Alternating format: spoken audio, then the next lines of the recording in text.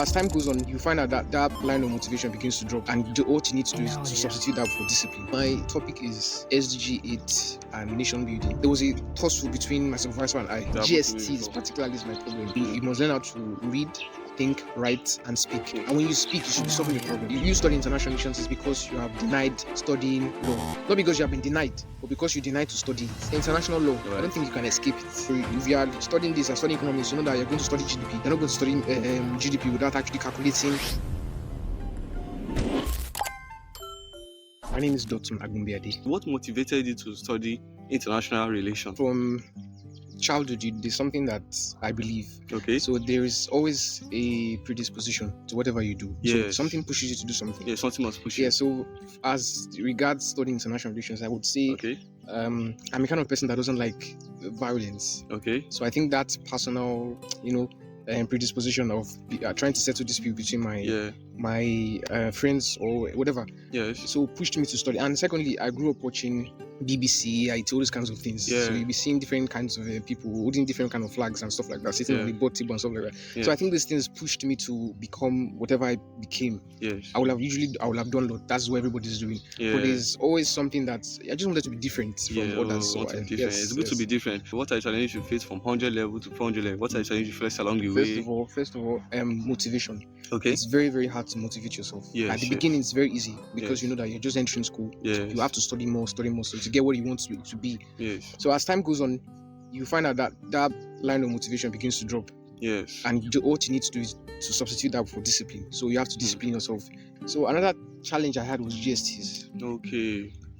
God knows. Majority of people had issues with GSTs. I was one of them. Okay. For some reason, when I'm doing the exams, the lights will just go off. It doesn't happen all the time, but the times that it has happened has really affected me a lot. That is very bad. It's a big challenge. So do you have a final year project you are working on, or you have already worked on? Yes, there is. We did a final year project. Presently, we are binding, so we're done with it. Okay, so can you explain to me what your final year project is all about? So my topic is SDG 8 and nation building. Okay. The nexus between decent work and economic growth. Okay. So SDG is Sustainable Development Goal. Okay. So the Sustainable Development Goal 8 is one of the 17 goals of the United Nations. So it's aimed at 2030. So the achievement of that Sustainable Development Goal is for a better world. So the Sustainable Development Goal 8 means decent work and economic growth. So my aim is to find that there's a relationship between decent work and economic growth. Right. So how would your economic grow if people are not working? So how will people get money if they are not working? So that and within the context of Nigeria. So I was trying to investigate or examine how far Nigeria has gone in actually establishing decent work in Nigeria and the connection with the economy of Nigeria. Yes. Is it that our economies are not growing because of the poor workforces and stuff like that? So that was majorly the things I was studying and what factors lead to decent work and how it eventually affects the economy of the nation. So how do you plan on solving the problem whereby graduates from Nigerian universities, how do they get job outside, or how do you plan on solving the problem whereby there will be more job in the country to make the economy good? My initial idea was to emphasize on payment of like wage. Okay. So I was focusing on money, but my supervisor said there are other things that actually make people want to work. Yes. Like safe and secure working environments, education and skill development, and all those kind of things. But I feel like if people are earning lots of money while they're working, they'll be more.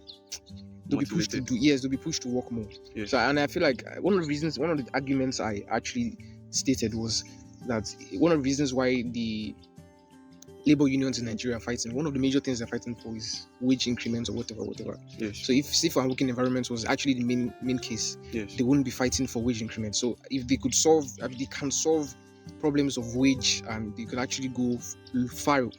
International relations is not just about politics, it's about every aspect of human life, or every aspect of a state's life. So I chose the economic aspect because it deals with prosperity. And Nigeria is very poor, sorry to say. But we have to, we are producing graduates so that we can know how to solve these particular issues.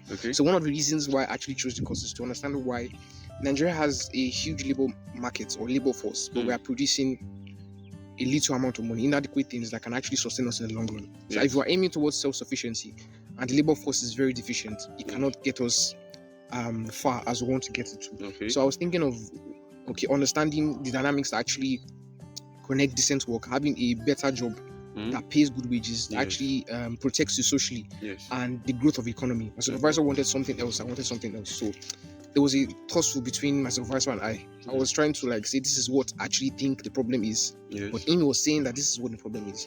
And when two generations are fighting, it's very difficult to make like certain. I mean, so I had to like succumb to whatever I was saying because my supervisor is going to eventually mark.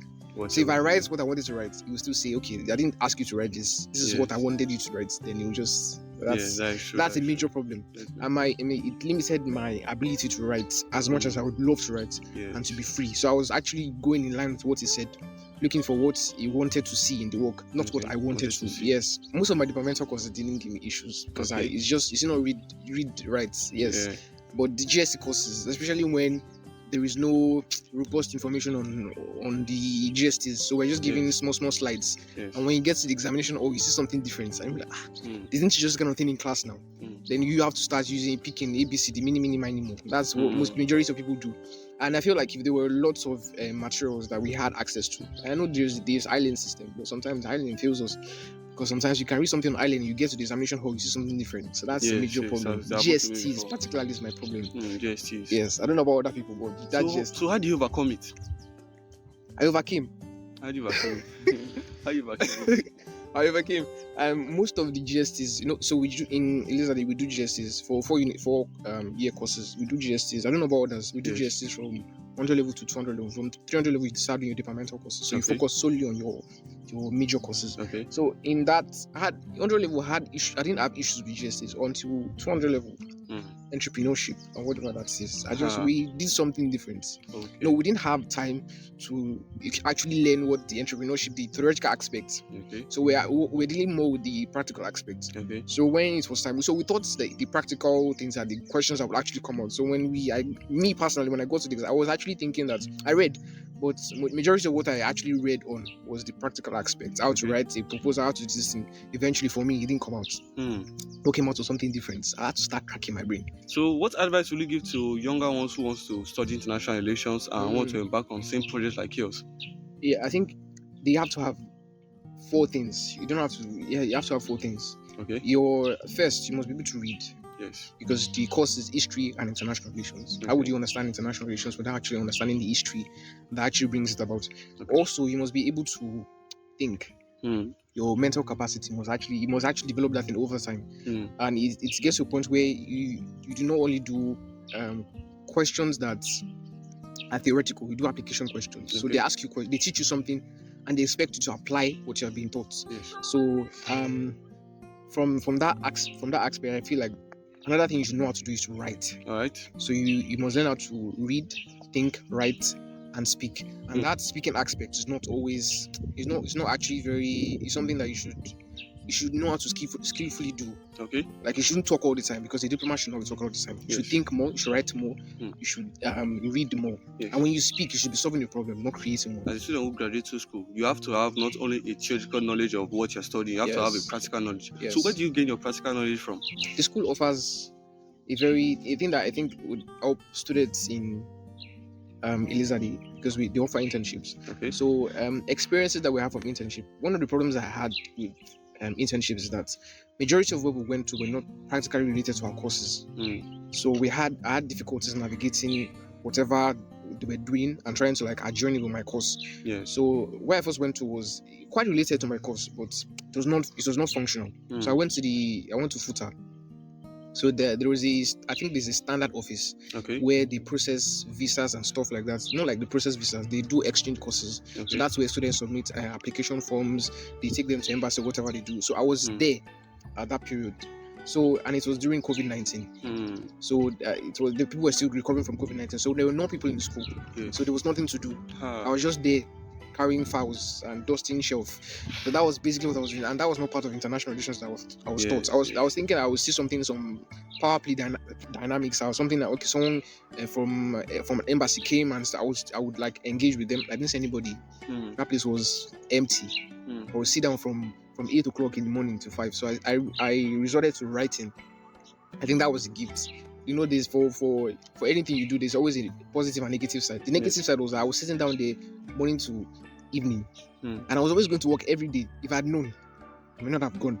But because I was a loyal child now, I was a boy that wanted to I was looking forward to understanding what this internship was actually for. So when there was nothing happening, I decided to resort to writing. So whatever I learned from my past courses, I began to like try to see if I can actually bring that to applicability, because I know that there's a gap between theory and practice. Yes. So how can I bridge that gap? So by actually linking what I learned with what is actually happening currently, Okay. I can actually at least bring out something. Yes. So if people are coming behind me, they will know that okay, this guy has done something. Yes. And we can actually emulate him or learn Yes. from what he has experienced. So they will Yeah, not make that the is same true, mistake. that is true. Yes.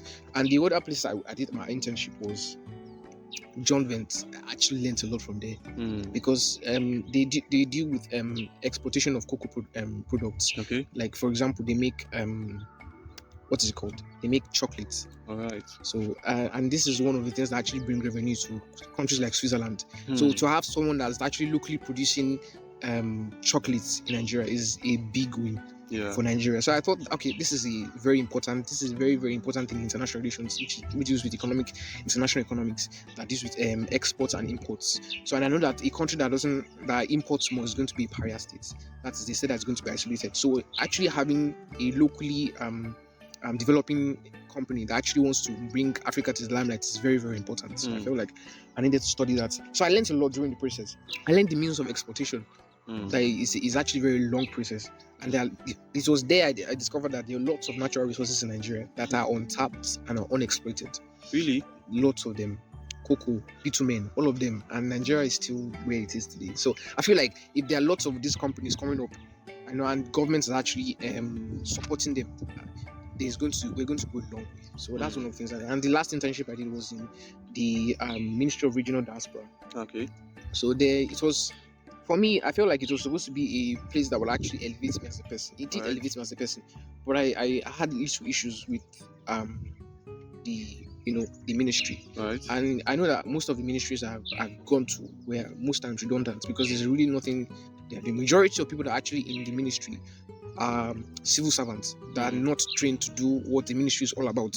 So they are just there to just help them arrange shelf and do this thing. But people are actually working in the ministry, they actually know what is happening in the ministry. They know what they are doing, and not many. They're like two, and most of them are not really like on ground. So if you want to learn anything, you're learning from people who actually did not study the course. They didn't study international relations. They studied something different. They went to College of Education or stuff like that. So there's nothing you want to learn from that. It gave me an opportunity to actually write again. And this kind of thing was like a petition that why would you have a ministry like this and they are not developing this? So I had a different opinion about it. It may be radical, but at the same time I feel like that's what students are taught in school, to ask questions, to be radical, and to make changes in society. That's important. Okay, so if someone wants to apply to that kind of place, how does a person go about it? Quite easy. Okay. Quite easy. I know the place is quite bureaucratic because it's a conglomerate. So there's a big company and there are other smaller companies. So John Vance happens to be a small company, right? Under the bigger company. So when you send your application, I think you have to go through some ranks or ladders or something.